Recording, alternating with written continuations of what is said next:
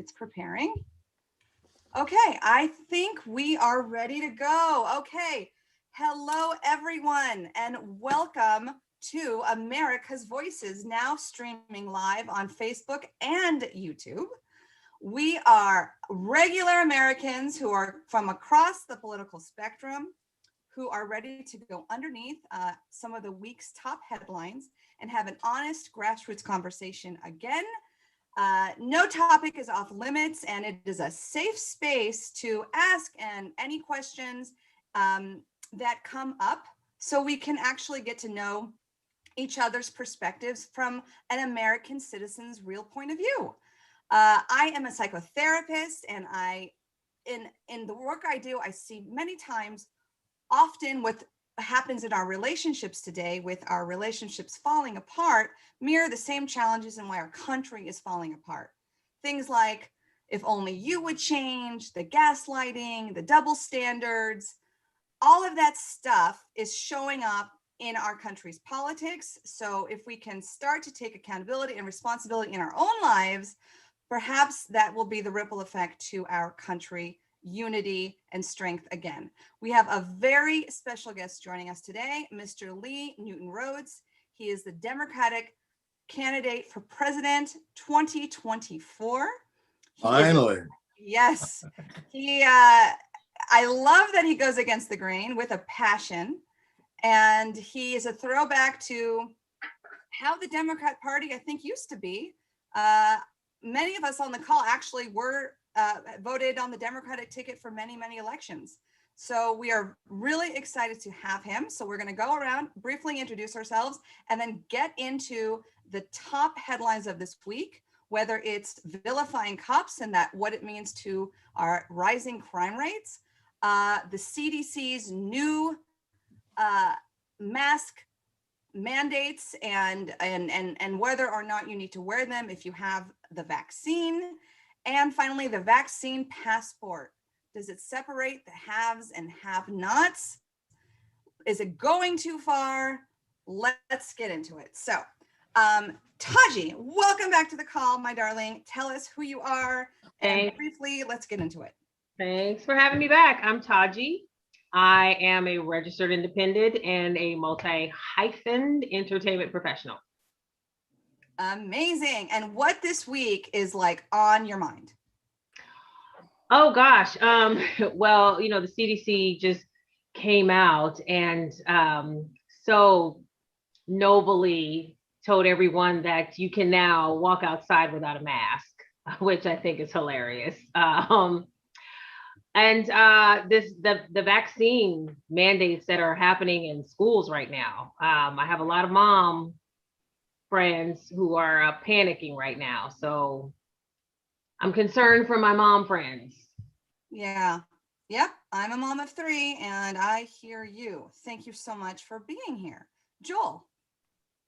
Hey, how you doing? My name is Joel Patrick. My pronouns are Your Majesty. Feel free to use them.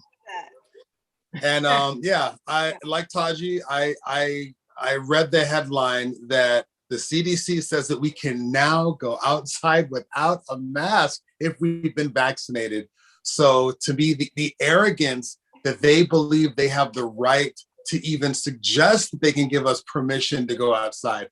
And I, for one, there has never been a time where I went outside with a mask. So, this doesn't apply to me. Anyway, yeah, so that's where I'm at this week. Yes, I am so glad you're here. We will hear more of that. One more thing I want to mention. Can I mention this real quick? Of course. Yes. The green pass.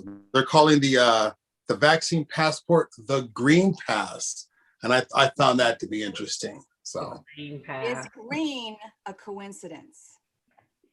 Yeah. Okay. So yes, more on that later. Okay. And Mark, yes. Well, okay, being like Joel, I have to get my title in there. My technical title is Reverend Dr. Mark Lipp. I just go by Mark. I am a registered Republican, and I believe that I am a fiscally responsible Republican, but a little more social, democratic principles when it comes to the social aspects. This week, We're watching the Supreme Court take up gun rights. We're watching Hunter Biden is now a professor at Tulane on fake media. That's my favorite of the week. Yeah, that's you almost can't believe that's real, but here we are. It goes beyond real. And then, of course, there's all the systemic racism, the police shootings, and all that goes on. Insidious racism versus systemic racism, those kind of things. Otherwise, it's been a pretty interesting week. As always, it is never a dull moment in the United/divided States of America, but we are trying to fix that here. Lee, welcome to the call. Thank you very much. Everyone's giving their pronouns, so I guess I can just identify as a president already. Why should I wait for the election? There you go. Fine with me. I appreciate it. I'm just very passionate about this country. I'm very in love with America. I'm very fortunate that I am an American, that we all are Americans living here in the greatest country and God's gift to humanity. But when I think of America, I think of America that was from my childhood. I think of civics from my childhood. And I see we've strayed so far from what the founders and even from the last number of years of what America was. It used to be that we had three branches of government, where the Congress was the legislative branch, where they made the laws. But now that we have all these alphabet agencies taking their responsibilities away, like, why do we even have the Congress anymore? The IRS, the FDA, fill in the blank. They make rules and regulations. Like congressmen, not only don't they make these laws and pass them, now they don't even have to answer for them when it comes to election time. They say, I didn't sign that. Don't blame me. And now also have all the executive orders from the president. They have all three branches of the government. If what he's doing is so popular, I'm not sure if this is a segment I should be saying this. If it's so popular, why is he doing executive orders? Just have the House and pass these things and sign it as a president. Any executive order, once he's out, the next president can just undo them. They're not law. I'm sorry if I'm going on at the beginning, but you're going to get me started. Oh, no, this is get started. Get started. Lee, are you sure you're a Democrat? That is the. I'll give you a little history. When I signed up to vote when I was a teenager, I was a Democrat, and I still am a Democrat. The Democratic Party has obviously changed since I signed up. Why I haven't switched to the Republicans? Personally, I have no respect for the Republicans. I call them impotent rhinos, what have you. They campaign on things, but when it comes time to push and shove in office, they don't do what they say they're going to do. The best example is Obamacare. They campaigned, they took money, they said, they promised that, we need both houses, we need the House, we need the Senate, we need the presidency, we need all three things. Came time to Trump's first 2 years, they could have passed whatever they wanted. Did they repeal it? No. First, why they passed it to begin with? When Obama, why'd they vote for it? But that's a different story. But when they had the House and the Senate, and they could have passed this legislation, they choked. And they do that so many times. I don't like a lot of things that the Democrats are doing, but to get Democrats, they play, it's a blood sport, and they do what they want to do, and they just roll over the Republicans time after time after time.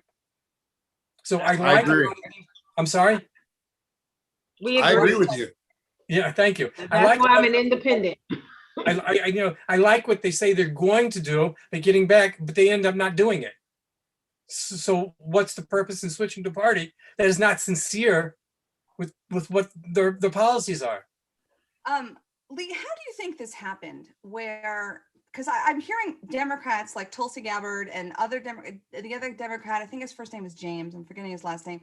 All of them are saying that the Democratic Party is just kowtowing to the woke, but everyone is afraid to speak up about it. How did this happen? How did such a far left agenda take over things like institutions of law and order and education so severely? How did we get here? People don't like confrontation. They don't want to deal with other people, so they just say yes. Or, that's on a good day. On a bad day, some of these people are being blackmailed, whether it's their businesses or they've done things that become uncovered. When Bill Clinton was president, there was, I don't know all the specifics, but, some FBI files that showed up in the White House. Mm-hmm. you can say that's a conspiracy of what they did with them, but why are all these politicians doing things and voting for things that you would think they wouldn't be voting for? Mhm.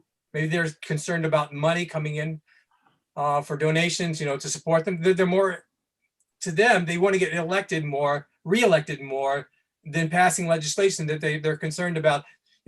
Politicians, are they leaders or are they representatives? They really should be our representatives. We don't elect leaders, we elect people to represent our views. To serve the country, to serve. That doesn't seem to be happening. Yeah. Once they get in there, they have their own agenda.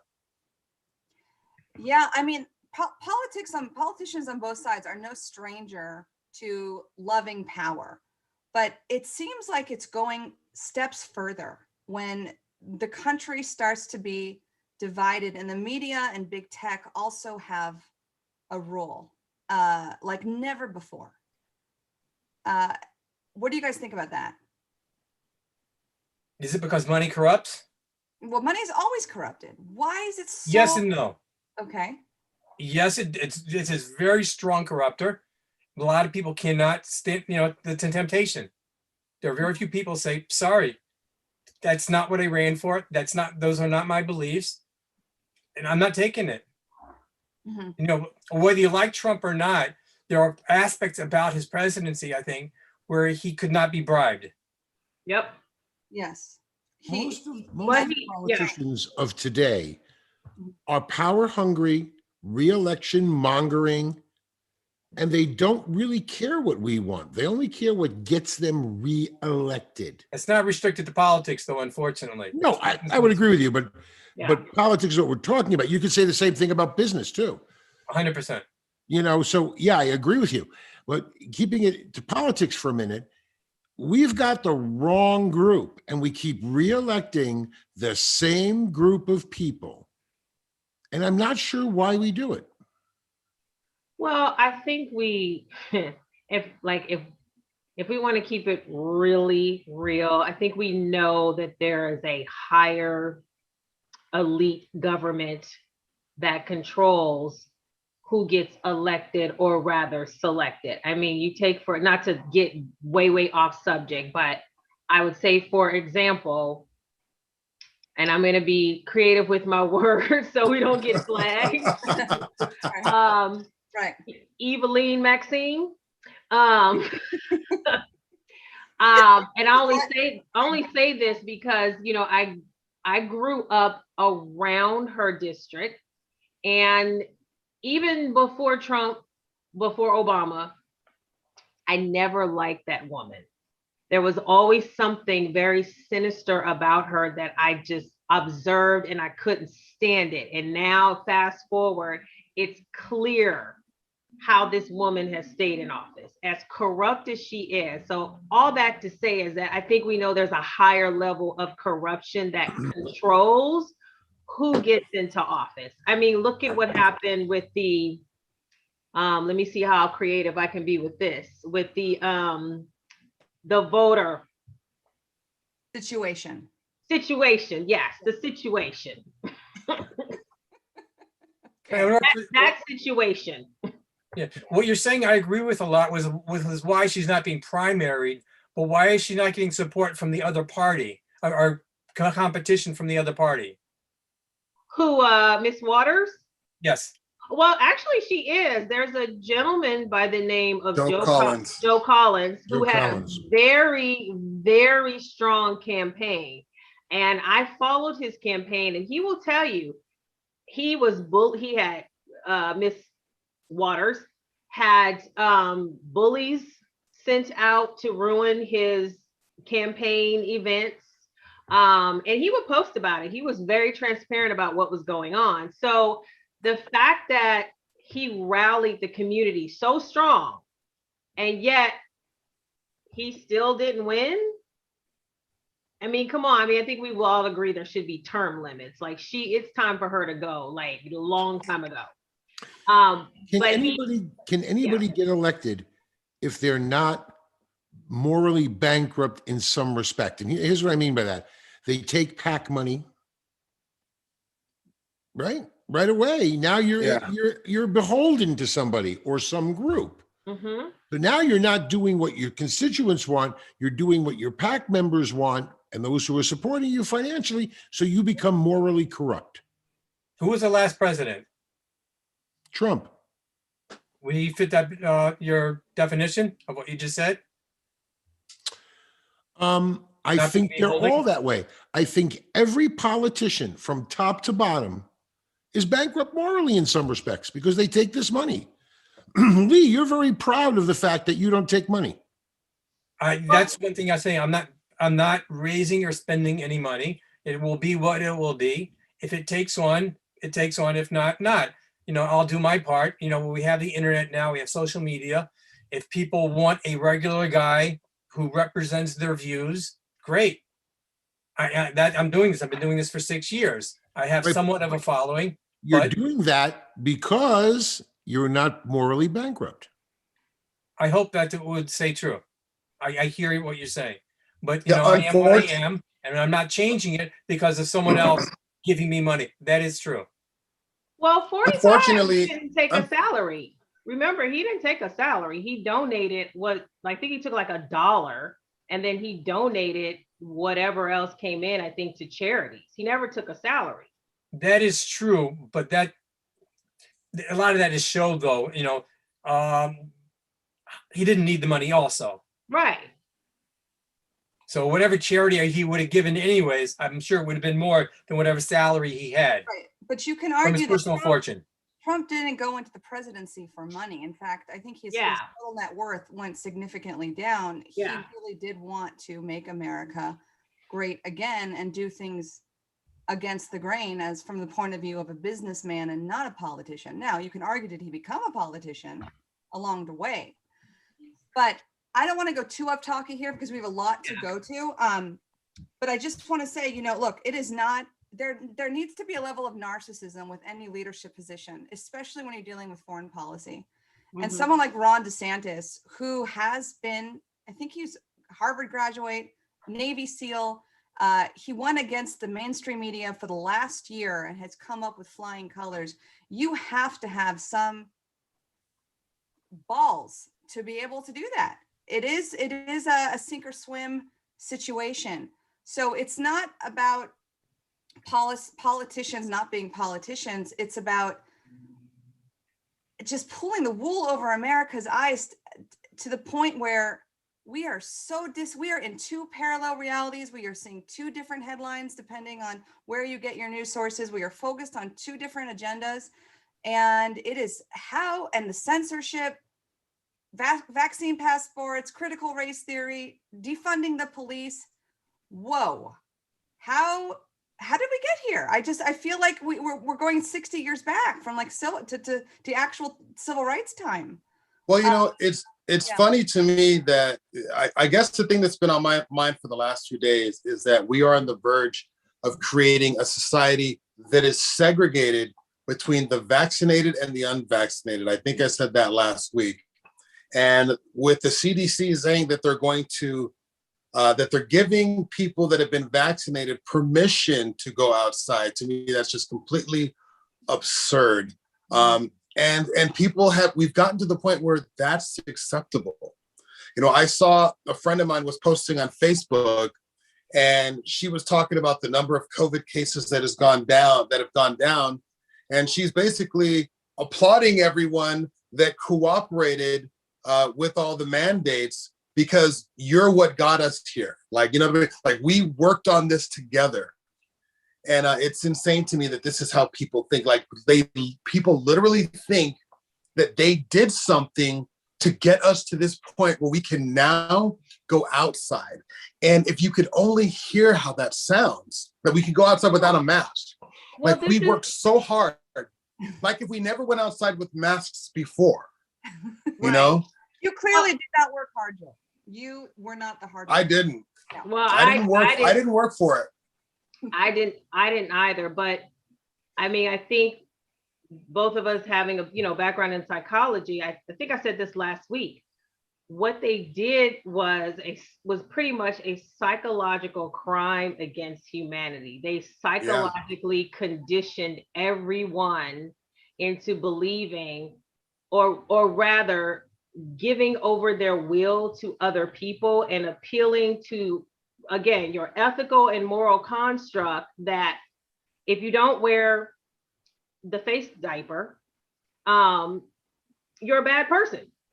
I mean, we saw it in media, we saw it in billboards, we saw it on television. They beat your head over. It's almost like beating your head over with the wear a mask Bible, until it was conditioned in your mind until it was normalized, which is how we got here. They basically fear-mongered everybody into submission. So now everybody's conditioned this way now to think like your friend. Yeah. I'm curious though, from a scientific standpoint, because I've seen literature that agrees with what I'm saying, that our actions were irrelevant to bringing the numbers down. The masking didn't help. It wasn't causative. Didn't cause the numbers coming down. Social distance didn't cause, the virus had a life of its own, regardless of what we were going to do. Virus, like the flu, you don't really have as many flu cases in the summer as you do in the winter. So the fact that the numbers came down in the summer wasn't because people were more careful about social distancing or masking. It was just that was the nature of the virus. And no one's talking about the reality that Florida and Texas both lifted their mask mandates and their cases continue to drop. And they're no worse off than states who were very strict about it. Yes. And states here like California had the highest cases, and they had the most restrictions. Yeah, they had the most restrictions, but the cases weren't because of how do I phrase this? Okay, so the reason that we had so many cases were because everybody was getting tested. And then, it's come out that the testing wasn't so accurate. The testing, the WAC Health Organization has come out and said that now the PCR tests are there's 90% false positive. So people testing positive were how they finagled all the cases, which meant nothing because you had the inventor of the PCR test, Dr. Kerry Mullis, who has since passed, but now he resurfaced all of a sudden where all of his videos are now surfacing, telling you that the PCR tests mean nothing. They mean absolutely nothing. It just tells you that you have an antibody of a virus, but it can be any virus. You can have gonorrhea, but because you test positive, it's COVID. We're getting all that behind us, but where does this put us as a nation going forward? We've got two classes of people, vaccinated, unvaccinated, and children under the age of 16. Where do we go from here? I mean, passports, can't fly without a passport. Are companies going to make us all get vaccinated if we want to work for them as part of their health insurance coverage? Where are we going next with this? Yeah, it's very. Yeah, I mean, and public schools are not private schools. And for public schools to potentially mandate vaccines for children, which are still experimental under the FDA, and even if they're not, children are not at risk for COVID. They have a far less chance of getting COVID than the flu. Well, the problem is that people, and I've had to deal with this just even when I travel, people think that the CDC and the WHO is the law. I mean, you have the language on, if you look at your local here in California, on back of buses, they literally say it's federal law to wear a face diaper. And it's not, there's no law that says that. Even when you go, where is it? When you fly, they say it's it's when you walk into the airport, they're drilling it over your head. They have PA systems yelling at you to wear a face diaper because it's a federal mandate. So they throw in federal to make you think that it's the law. There is no law. There's no law. My point now, where's the legislative on this? They're just, their hands are folded. Well, they're throwing words out to. No, I'm agreeing with you. Yeah. But the legislative branches should say, sorry, no, it's not a law. We never passed it. Stop it already. Oh, they're not going to do that. I think it was Tennessee, the governor came out and said, we don't have to wear masks anymore. And he hopes that the mayors in all the cities will lift the mask mandate. Isn't that kind of bizarre? So the mayors can make that rule? Okay. Well, the mayors can suggest, but no governor and no mayor can pass a law. There is That's the way it should be. There's no law, because laws have penal codes. There's no statutory law that says you have to walk around wearing a face diaper. They can suggest, they can encourage, but they cannot make. I mean, we all know how laws are created. No governor or mayor can create a statutory law. What they've done is they fear-mongered it so much into everybody's head that now everybody's scared. Everybody's walking around scared. I know in the spring, though, in New York City, they were walking around finding stores. They were finding people based on what the mayor was saying. Yeah, which was illegal. They I'm not disagreeing with you, but they were doing it. No, I know. No, I'm not disagreeing with you either. I'm agreeing with you because I haven't worn a mask outside for 6 months. Neither have I. Don't do it. Not even at the beginning of it. The only time I put a mask on is when I walk into a restaurant, because that's a private business. They tell me to put on a mask. If I want to eat there, that's their rule. But otherwise, good luck getting me to wear a mask. But what state or city? I'm in Las Vegas, Nevada. But isn't it a little ridiculous that you have to walk in with your mask, and as soon as you sit at the table is kryptonite to the virus. You can take your mask off and you don't have to social distance, and you can sit and have a conversation with everybody at the table. Because it's not because it's not really about the mask. It's about your compliance, and it's about conditioning. And I know that that's going to sound conspiratorial to people because it makes no sense, and it has nothing to do with the virus. I hate to say that.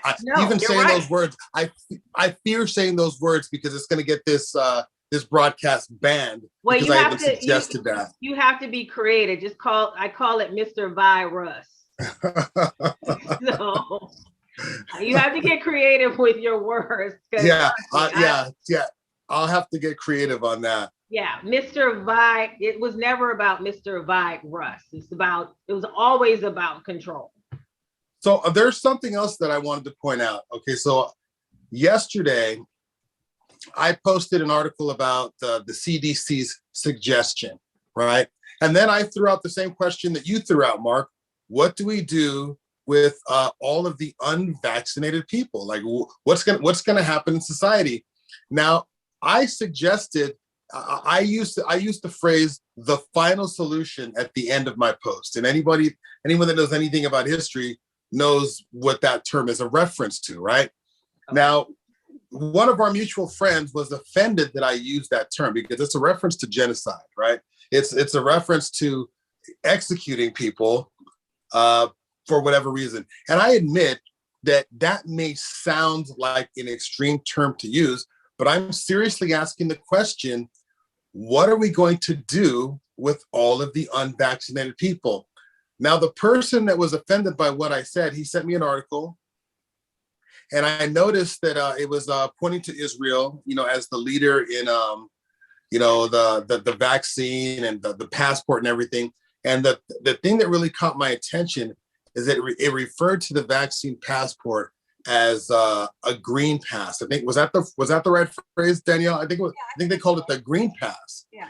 And if you think about the implications of that, anything that is connected to green is connected to saving the planet.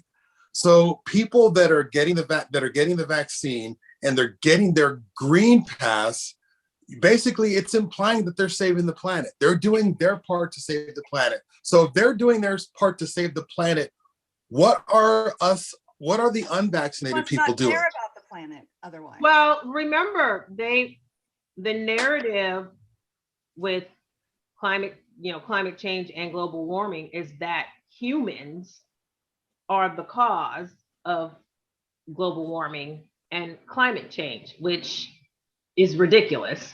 But that's what they've conditioned everybody to believe. So you got the green pass here, and I don't know, I don't see your post, so I'm not sure what term you're referring to, but I mean, if we all know our Bible, it's pretty clear in there what it says. This is how they're going to divide and separate everyone. This doesn't surprise me, and I think it's going to get worse before it gets better, before people wake up and realize, okay, this is something, a lot more sinister than we imagine. And Taji, going to what you just said, I was telling Daniella, well, for me as a Christian, this is a serious concern for me because I know exactly what you're referencing, right? If you're a Christian, you're looking at this and you're going, wow, everything that's happening is prophetic. It's all prophetic. So what to me, to suggest the final solution isn't a bad idea, because if you made a reference to the we're talking about the green pass and people being the cause of climate change. Well, now we've just identified a group of people that are not doing their part to help the planet. I know that may sound pretty extreme to make that conclusion, but just the fact that they're even calling it a green pass is it's just something to think about. But that's why they're calling it that. Yeah. Just food for thought. Yeah. Why they're calling it that. Yeah, go ahead. I wanted to get your perspective more on, you are a Democrat, and yet you see what we're seeing in terms of the division of our country on so many big things. Do you agree about, the mainstream media having a divisive narrative? Do you agree on cancel culture and censorship being a problem? I mean, it's all connected. Well, the cancel culture, that to me, I'm baffled. Going back a number of years, it was the left that was fighting for free speech. Yes. Where are the ACLU now? Where are they? All of a sudden, they're quiet and they're not speaking up about this cancel culture. They're in favor of it. It's very confusing. That's not their mission. Well, it's not really confusing. It's just very sad. They've taken sides.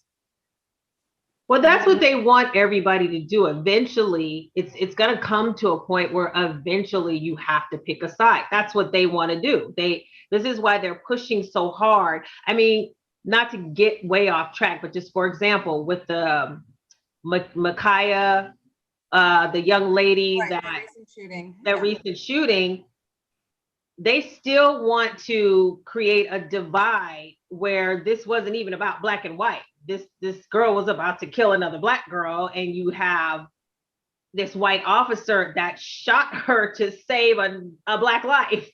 But they still want to create a divide with something that was just common sense. You know what I mean? She's about to kill someone. Where's that black lady? Why is she not in the media? Why are they not interviewing her? Why is she not giving gratitude?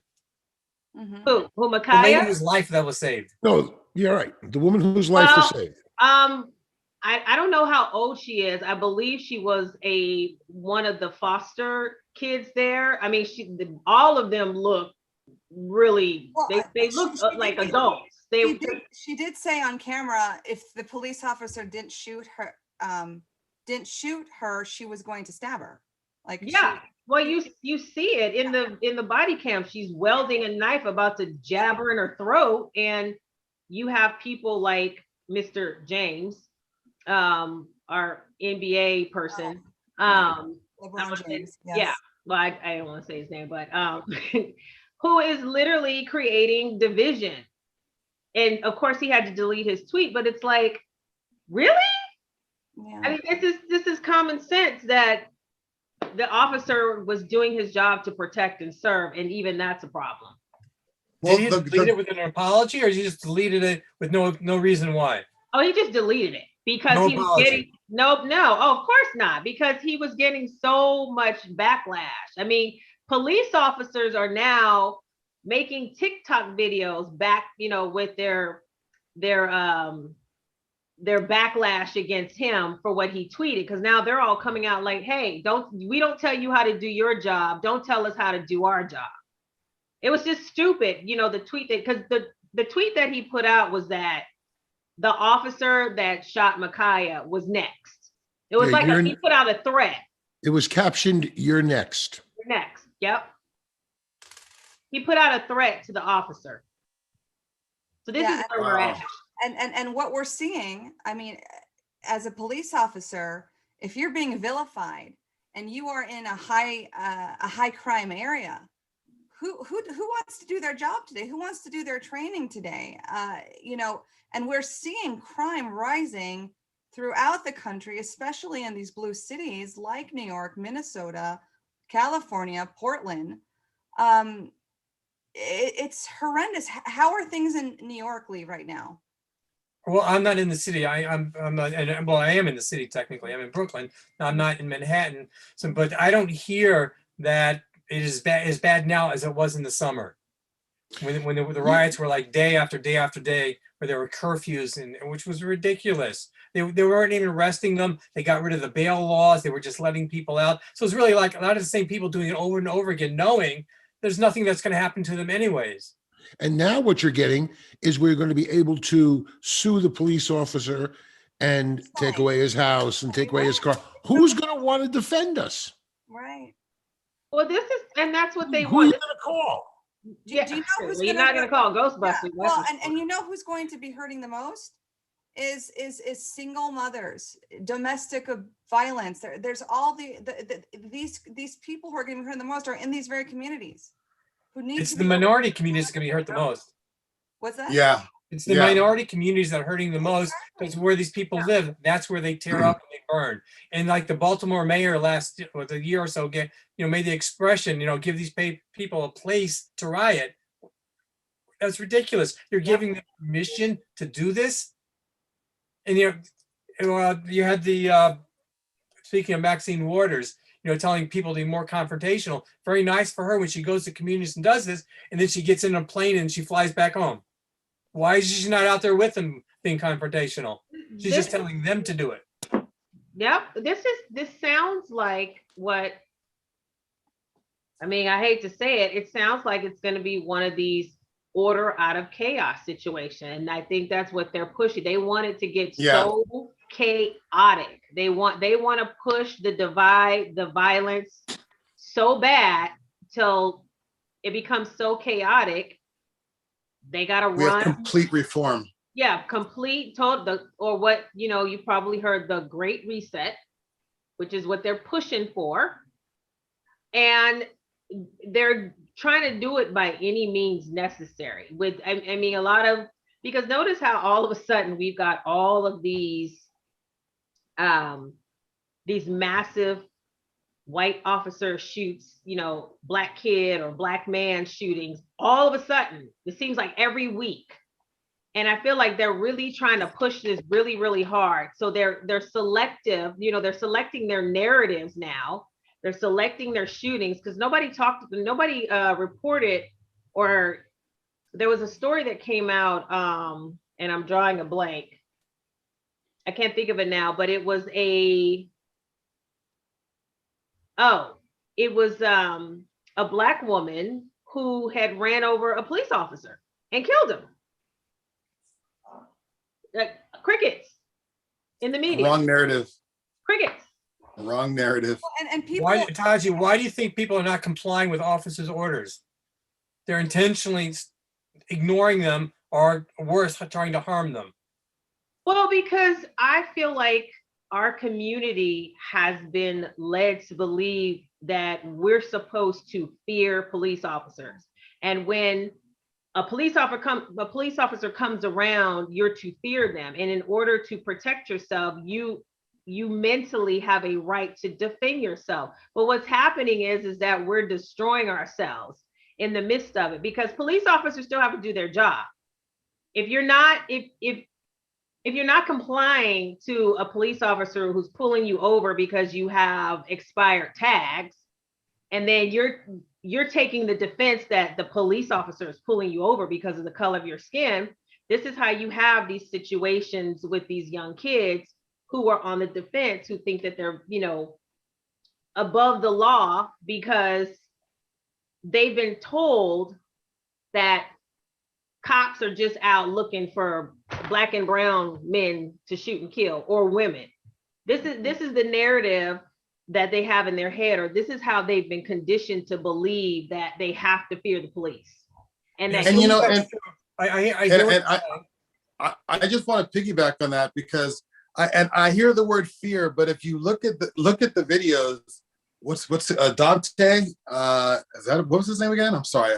What was Dante, the kid's name? Dante. Right. What was his name? Right. Okay. Right. Yeah. Yeah. He didn't look like he was afraid to me.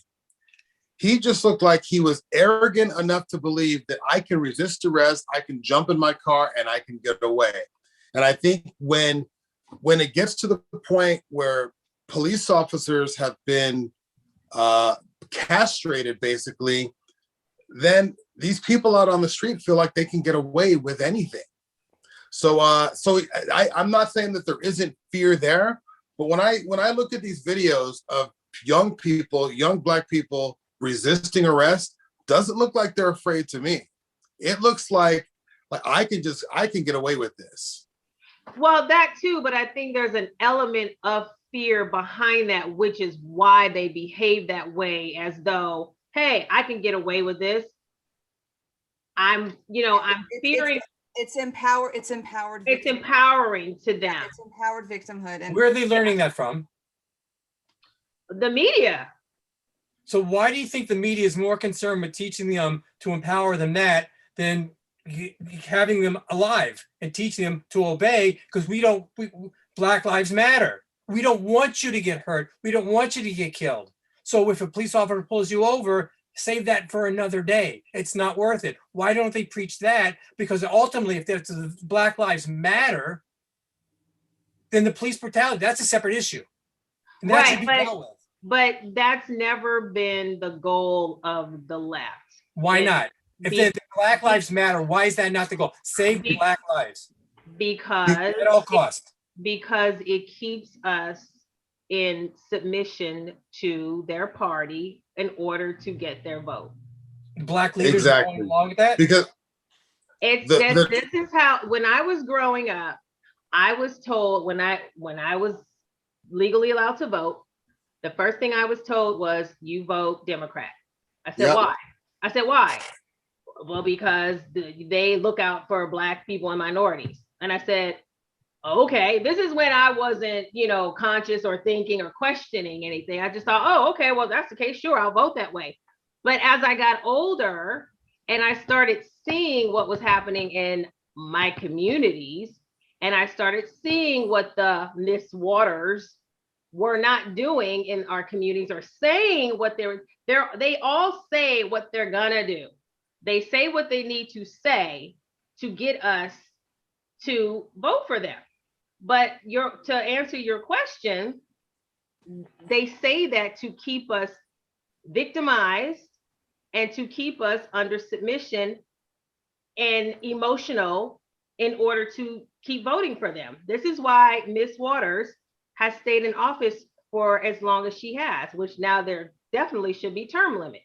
Because if you go down to my community, her district, it's worse. It hasn't gotten better. It's worse. Yeah. What they want is that they want a permanent underclass, right? A permanent underclass that will vote for them. What would happen if they actually enacted policies that helped Black people, right? Like if they did something that actually helped Black people, then, I mean, basically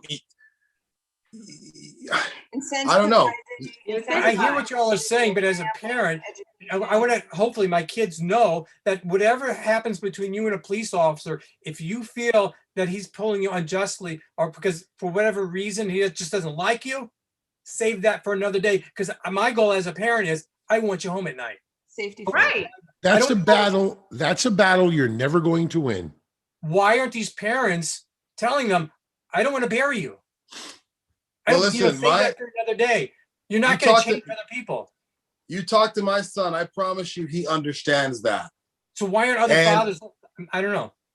Yeah, my son understands that, and I understood that when I was coming up. You don't mess around with the police. You just, you save it for another day. That's not a battle that you're going to win. Joel, what did your parents tell you specifically? Well, first of all, my parents were never, race wasn't talked about a whole lot when I was growing up, right? So I wasn't concerned about my parents. What they did is they taught me how to act. That's what they did. So where'd you grow up, if you don't mind me asking? I grew up in the San Fernando Valley. My parents taught me how to act. So they didn't have to come to me and specifically say that if you get pulled over by the police, this is how you had to act. They just ingrained in me good behavior. When I was pulled over by the police, I knew how to act. I grew up with good parenting.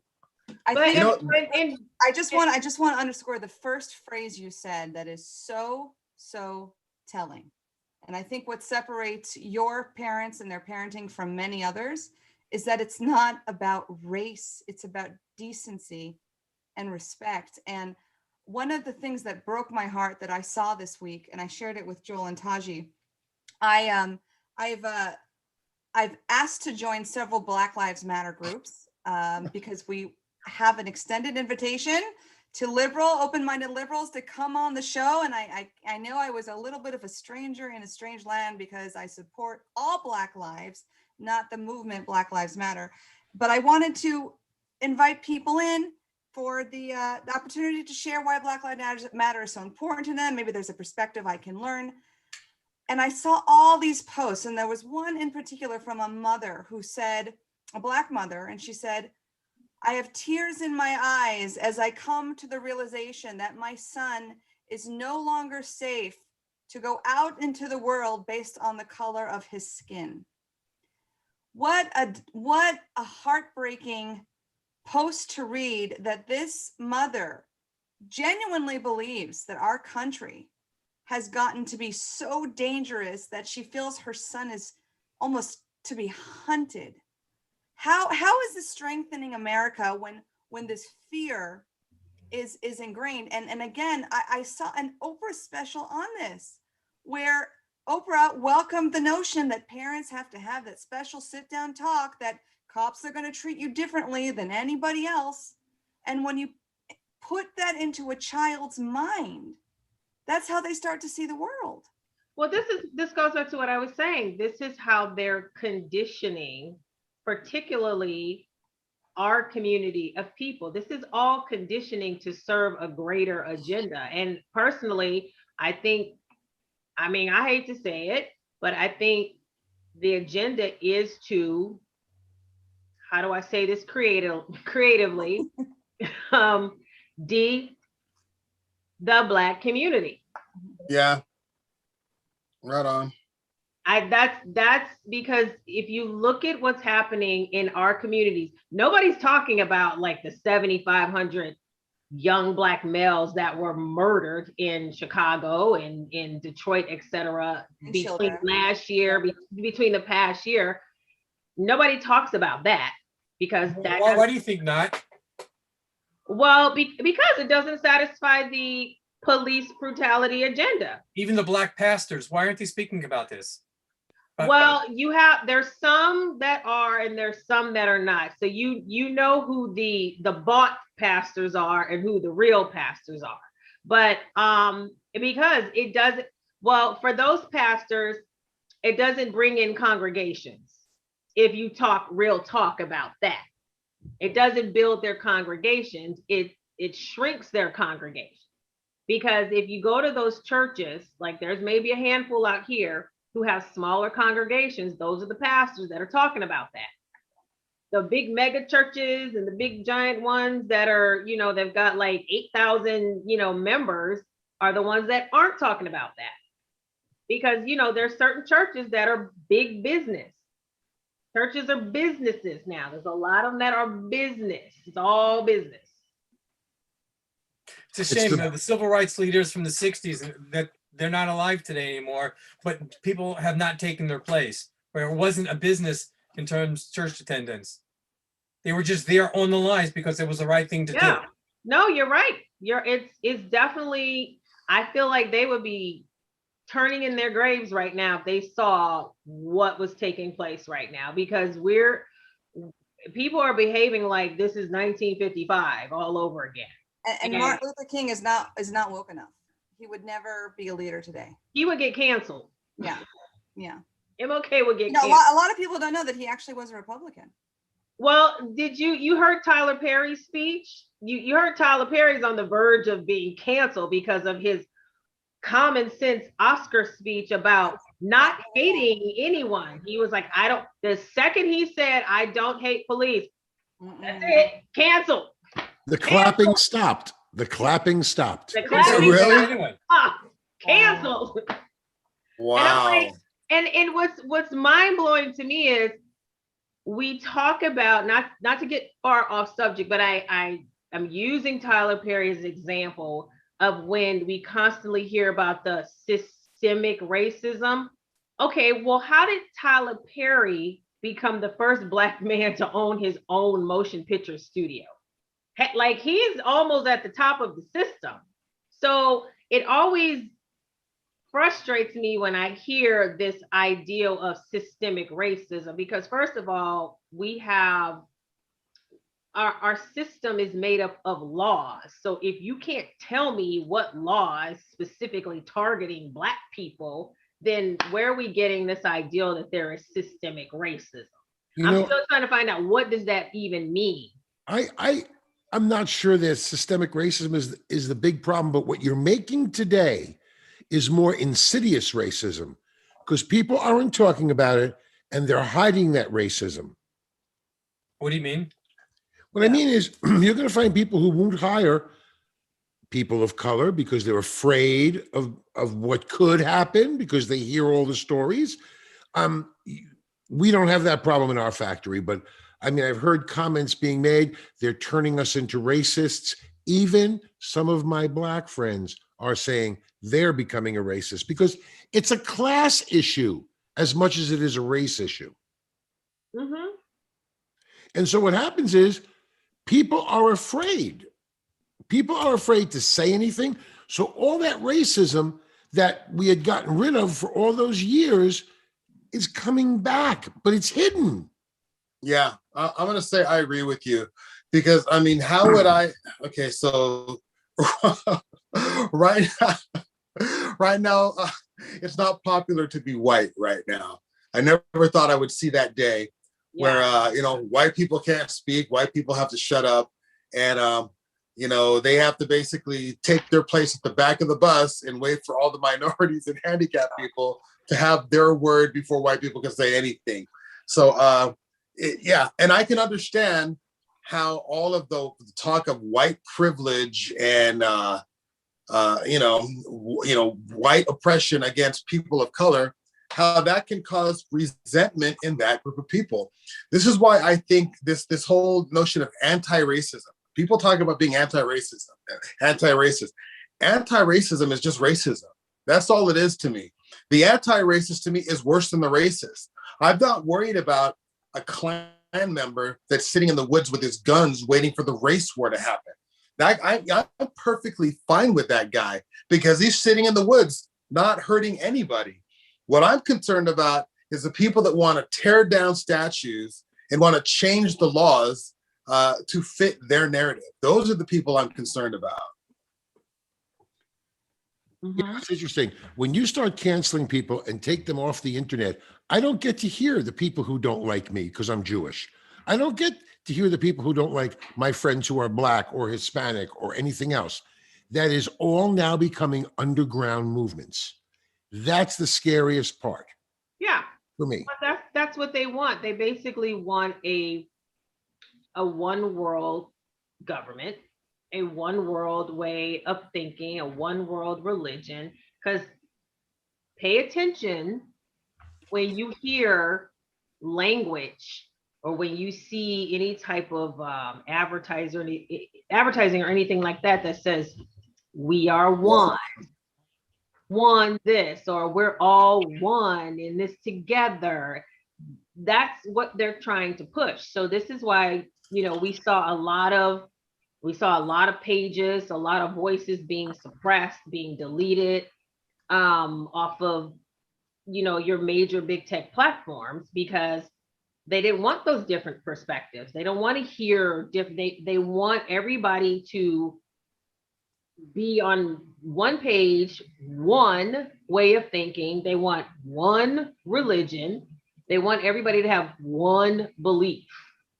They actually don't really want religion.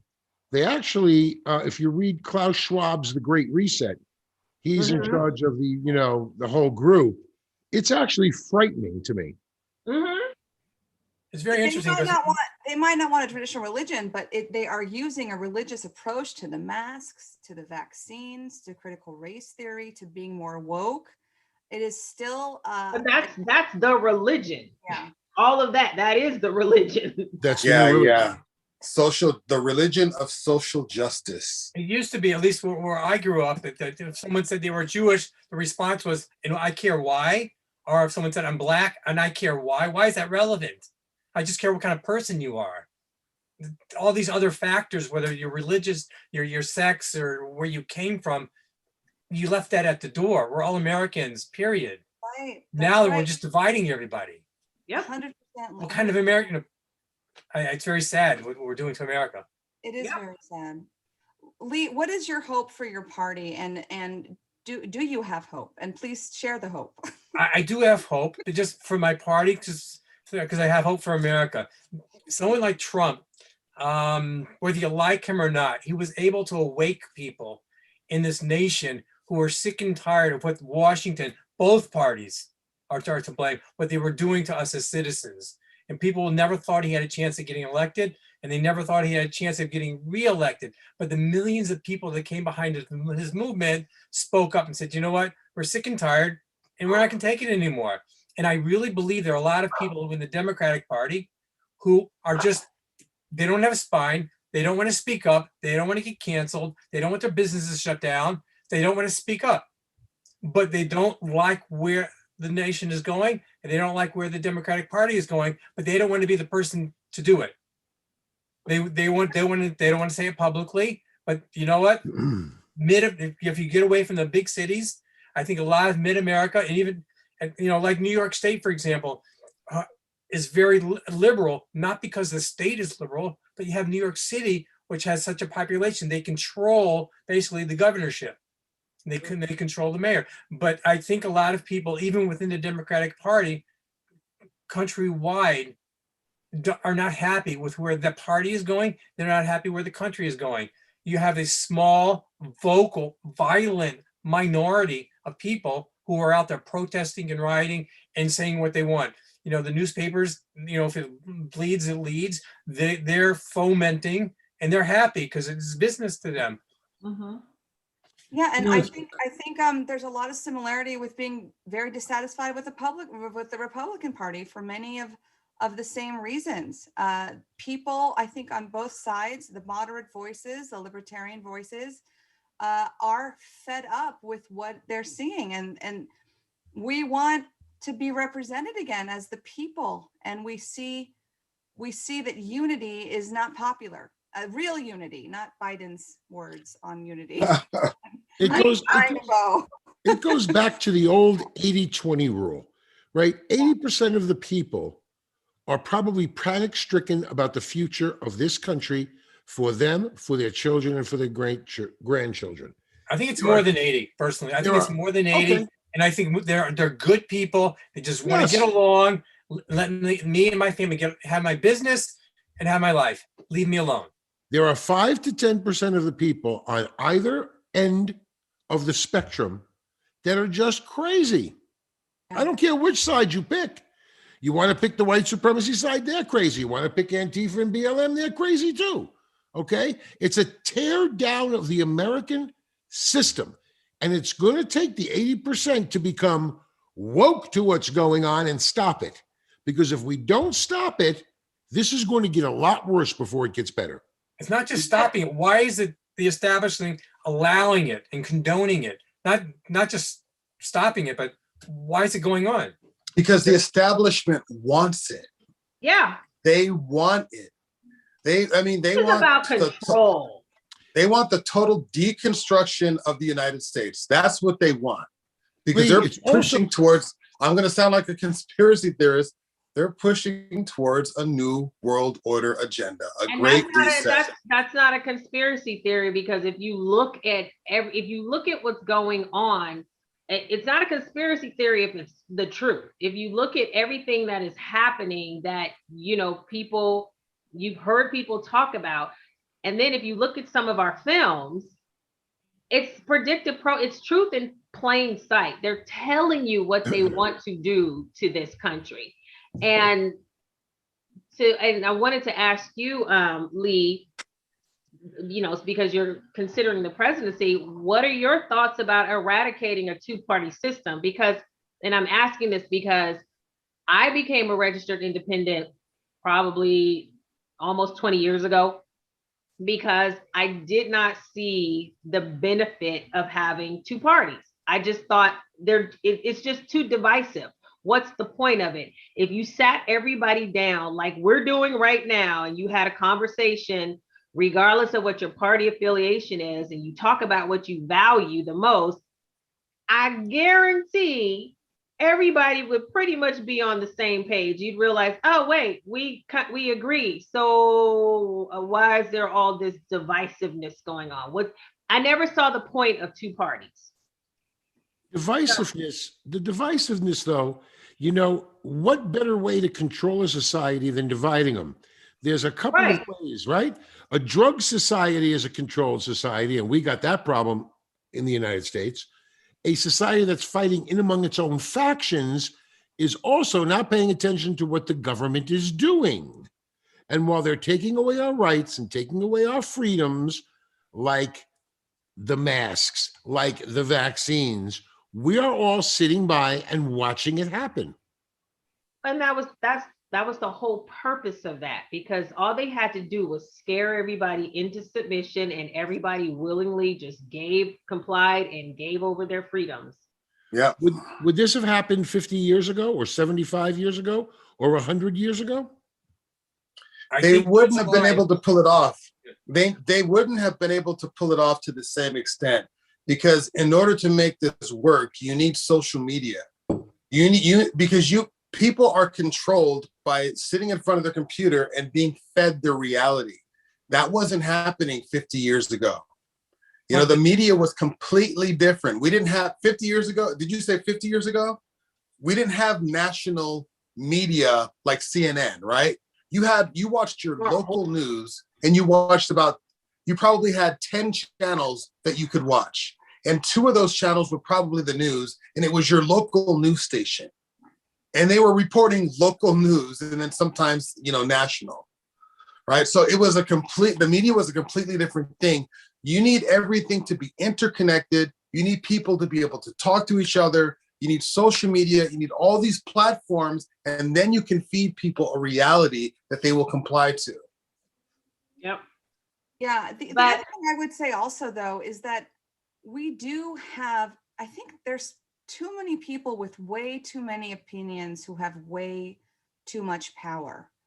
And I like to believe that the majority of us are sensible people. And I think we truly are if we take the time to have a conversation. But so many of us are so quick to get triggered. I mean, I've seen firsthand Trump deranged syndrome. I mean, it is a thing. I mean, you just mention the man's name to some people and they go crazy. And it's just Pavlovian at this point. And it's not just Trump though. It's just bring up the subject of masks. That's what I'm saying. Masks. I know. Everything is so highly triggering, and it encompasses so many other things that if you're not for this, then you can't be for that, then you must be and it's all goes back to one thing: you're a racist.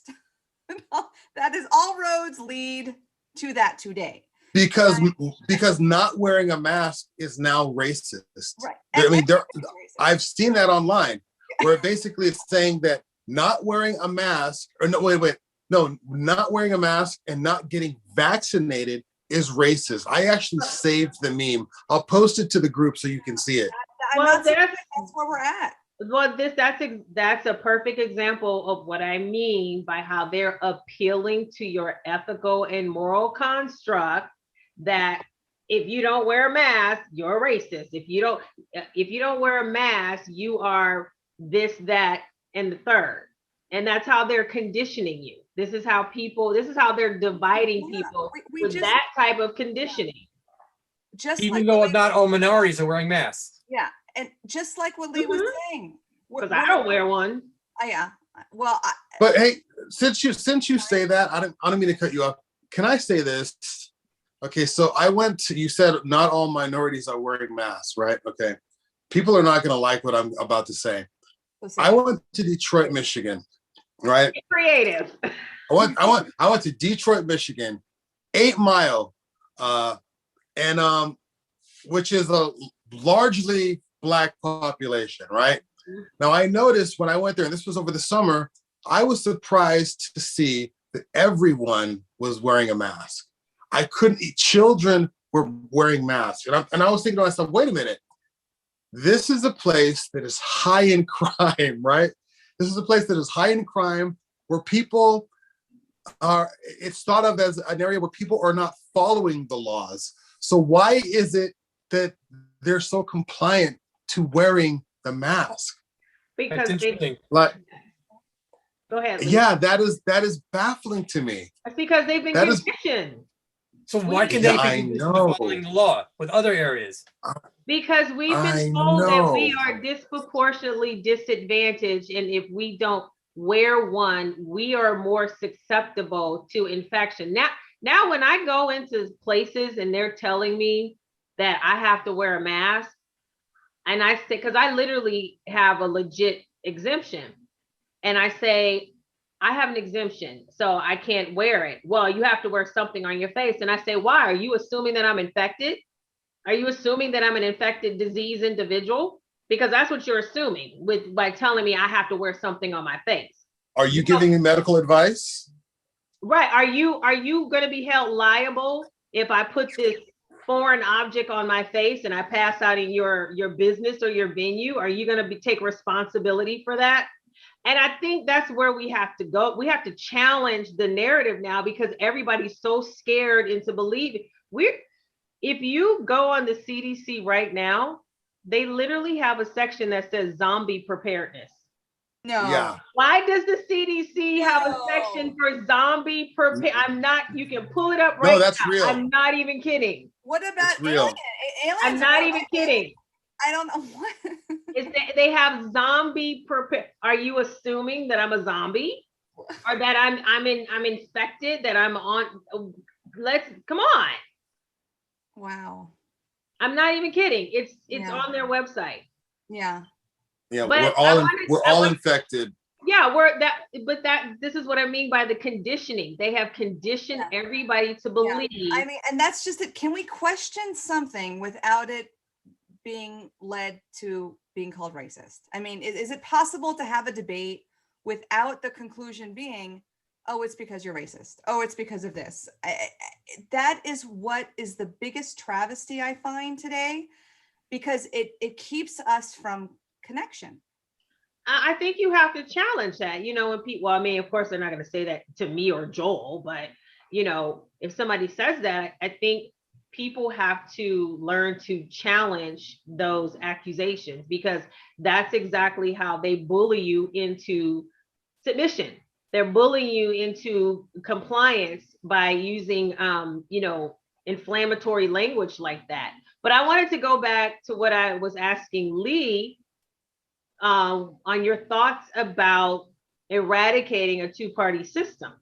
Okay, before I get there, I just want to comment on what you just said before about you or Joel. They can't call you certain things because you're not white, for example, in terms of racism. We're Larry not capable Elder has of a whole list racism. of names he's been called. So you guys are, they will call you names. They'll just call you different names. Oh yeah. Oh, totally. Yeah, I just meant as far as racist, but I mean, coon, you name it. The two-party system, I don't think is ever going to go away. But to me, the key to this and to anything is really education, and educating people on whatever it is in life is a good thing to get rid and because it gets rid of divisiveness, it gets rid of hate. I think it solves a lot of the crime problems, unwed mother problems, drug problems, what have you. It's all lack of education and lack of role models in life, whether families, fathers, mothers, teachers, and you can go from there. And I think also it's very sad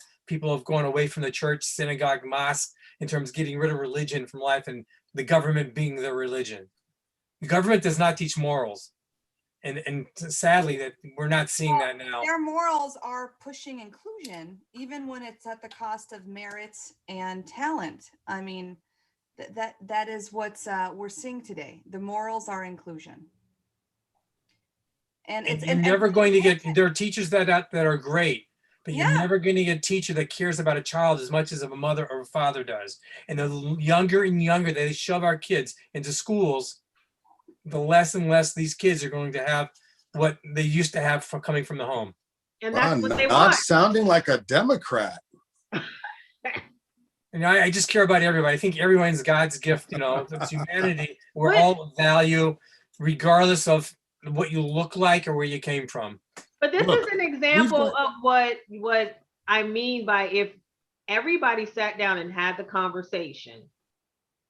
That's the problem. They're not sitting down. Yeah, no, you're right. You're right. And this is what they don't want. They don't want the conversation. They don't want any type of outside, any outside independent thought or free thought. They want everybody in the group think. I mean, I went through it last year. They can't afford for us to have independent thinking. You're right, Taji. It's all about group. I went through the ringer because how dare you, Black woman, think outside of the group think? That's just who decides what the group think is? That's what's very scary. Who decides what the group think is? Don't even within their own, don't they have debates, discussions? Well, who decides what the group think is the party that you're loyal to. And this goes back to what I was saying about Black people being loyal to the Dems, because that's where the group think comes from. And this is why I became independent, because I started seeing this and I said, I don't like this. I don't like people telling me how I'm supposed to think, because I've always been very inquisitive. I question everything, and people don't like that. As you should.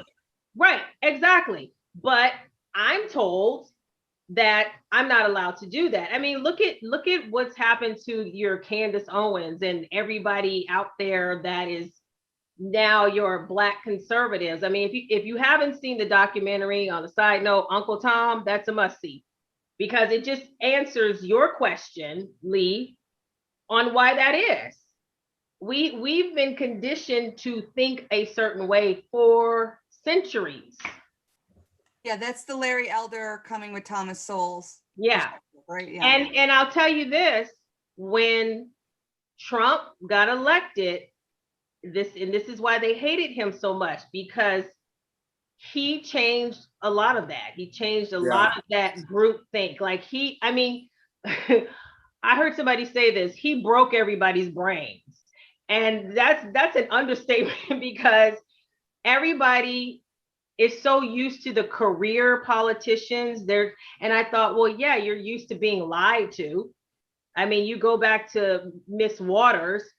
I'm like, why are we constantly voting for someone who's lying to us every election? You only see her every election when she pops up in everybody's local churches proselytizing about how white people hate us. It's every election. So all that to say, this is how we've been conditioned. It's very sad. I mean, Walter Williams and Thomas Sowell are two of the greatest minds that we have, and they're just ostracized.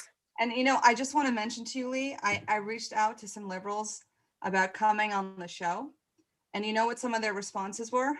I can't come on the show. He's a racist. Assuming that's true, why would they not want to speak to a racist to educate them? As long as they're respectful. That's exactly what I said. Why don't you come on and have a conversation? The problem in today's society is that once you use that word racism, and you take a very big paintbrush, boom, it's racist. Don't even need to give a reason for it anymore. You just call it such. Mark, you mentioned before that you're Jewish. Would you not want to speak to David Duke in a respectful conversation? Why Oh not? my God, of course I do. I listen to Louis Farrakhan at times. I listen to everybody because I want to know what they're thinking. And part of when big tech does that and cancels them out and doesn't let anybody speak from either side, I don't get to learn what everybody thinks about me and others. And that's the difference with the Democratic Party today. Because when I was growing up, just so that you know, Lee, everybody else knows this, I voted Democrat my entire life. And to me, Democrats, at least I thought, were the protectors of free speech. They were the ones that were anti-censorship. You know, they were the ones, to me, it seemed like the Republicans were the ones in my mind that were for the censorship and because that's what we were told. That's what we were told. And so, yeah, exactly. So now it surprises me that Democrats are all about censorship. They're all about cancel culture. They're all about shutting things down that they don't like. And it just seems like the party of freedom is now the party of bondage. You know, that's what they've become. So many people are buying into it, though, unfortunately, sadly. Yeah. Yes. Well, I think all of us are here for the same reason. We care. We care. We might have different political affiliations, different backgrounds, different races, different life experiences, but we love our country and we don't want to see the baby thrown out with the bathwater. And all of us agree that there's not a lot of room for nuance and conversation. And it's connecting to people who do want that again and see the merit in that. So many times people don't even see the merit in conversation anymore because they're just convinced of their narrative that to undo their narrative is just too threatening because they've gone so far with it. Can I change the conversation for a second, please, to something Mark said when he introduced himself about the Second Amendment and where we're going now? A lot of these things people are complying with. You know, initially with the quarantine, with the mask, they said 2 weeks to flatten the curve, and then they just like extending it, and closing things down. You know, had they said, you know, it's going to be a year for a quarantine, people wouldn't have agreed to it. They only said 2 weeks and they added to it. When it comes to the Second Amendment, I truly believe this, coming from not New York City, not New York State, whatever, coming from out of town, that there is a line in the sand. People are not willing to comply. And with the guns, we did it before in our history 200 years ago, and it would happen again. There are people who will not comply. They can do what they want in Washington, but sorry, it ain't going to happen. No. A very avid gun owner. I have a CCW license. I go out shooting all the time. I follow a lot of the guys. Trust me, they will not comply. Biden can put all his stupid bullshit in. Anybody could put all the bullshit laws they want, and none of us are going to comply. We're not turning in our AR-15s. The law and body will not comply later. They will not. Will not. This is the wrong group. Well, especially with the, you know, where the country is heading right now, I mean, honestly, they want a war.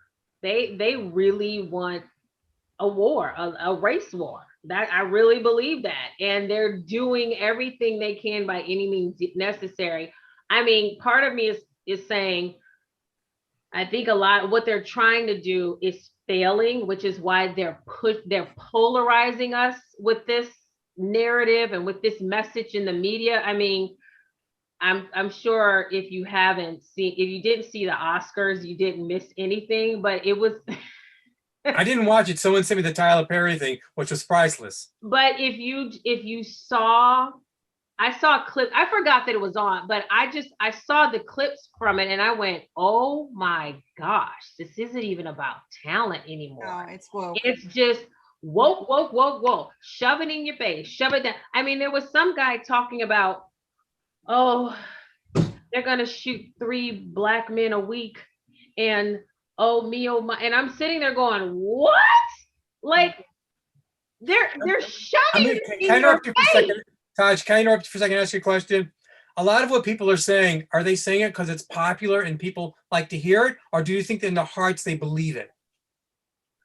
They're virtue think signaling. They're virtue signaling, and some people I do think they believe in their hearts, because we have been so polarized with this for the last since I said this, I think last week, with starting with Trayvon Martin. It happens every election year. If you're paying attention, the police brutality thing happens every election year. And then the media has a way of polarizing you with it. They shove it in your face on every media front.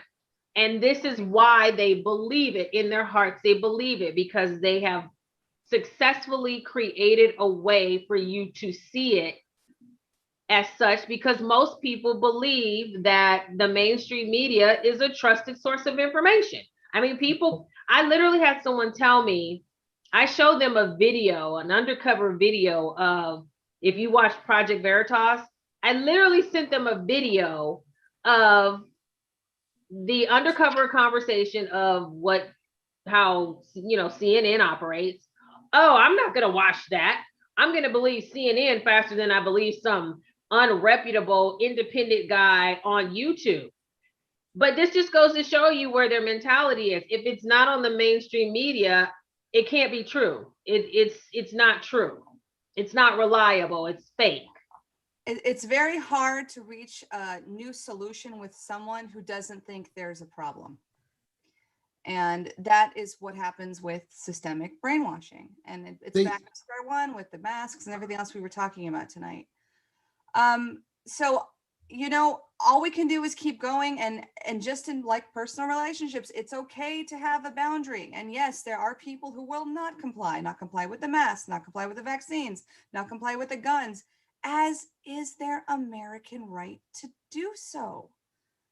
So I know that group is getting stronger and louder too. So we will see what is in store for us. I thank you guys all for the call tonight. Lee, do you have any final words on your campaign that you want to share with our audience tonight? First of all, I want to thank you for the time. I can't, it has been well over an hour, and I'm sad to see it go. I would like it to continue. You can come back. Great to meet people here tonight. I think the key to everything is just education. Yeah. People just need to sit down at the table and to talk to each other. Most of what the hate out there is built on lies and based on not understanding other people, where they're coming from. Yeah. Most people are very good people and just want to get along. Mm-hmm. That's exactly right. And that's a beautiful, beautiful message to leave. Most of us are just good people who want to get along and respect each other and live in harmony. Let's get back to that. So that is our message for this evening. Anyway, God bless each of every one of you. And of course, God bless America. And if you too want to be on a next future episode, visit daniellabloom.com/America's Voices and join in on the conversation. We would love to have you. Take care and God bless. God bless. Peace, y'all. Peace, y'all.